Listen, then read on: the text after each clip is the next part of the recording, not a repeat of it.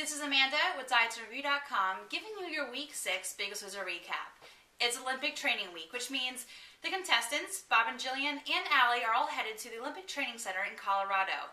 This is going to be an exciting week for them because they get off the ranch, they get to interact with other people, and basically go on a little bit of a vacation. But they can't forget that at the end of the week, there is still a weigh-in, so it is important to do everything in Colorado that they would do on the ranch. They have to get their workouts in, and they have to stick to their diet.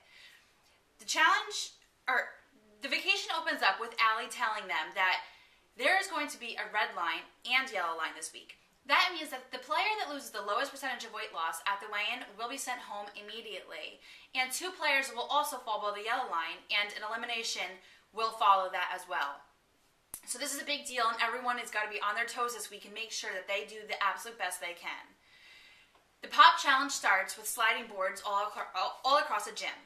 Each player has to slide back and forth 500 times, and the top 3 players will win an advantage in the challenge this week. Allison doesn't tell them what the advantage is, but it is known that you want to win in the top 3. So we see these players back and forth sliding, falling all over, and it's tough. These players are giving it their all because they don't know what the prize is, but they want it. We see Sam come in first, Melissa come in second, and Sunshine come in third. The next scene opens up to the actual challenge. Sam, Melissa, and Sunshine all have advantages in this challenge. The players must run around a field, and for every time they lap, they get a laser gun and get to shoot at another player's target. Every time a player gets 5 of their targets shot at, that player is eliminated from the challenge. And so Sam, and Melissa, and Sunshine each get to give away target shots for each person. Sam gives 2 to Melissa and 1 to Sunshine. Melissa gives 2 to Sam, and Sunshine gives 1 to Sam. That means that Sam is starting this challenge off with 3 targets already on his back, which means he is going to have a chance to not really participate because everyone's going to get him out super quick. The goal of these kind of challenges is that you want to get the best players out first. The players you know can keep running, and the players you know have the advantage of shooting other players out. So Sam is probably going to be one of the first out, Coley, Melissa, any player that's probably the most competitive and the best in these kind of challenges.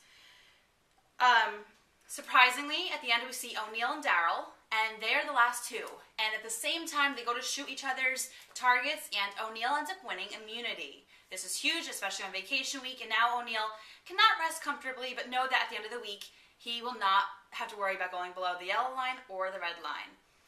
At the weigh-in, we see impressive numbers dropped for vacation week, and some players aren't very happy with the numbers, and you see every player as an individual weigh in, and Melissa ends up going below the red line. She's sent home immediately, and then we see Cheryl and Daryl fall below the yellow line.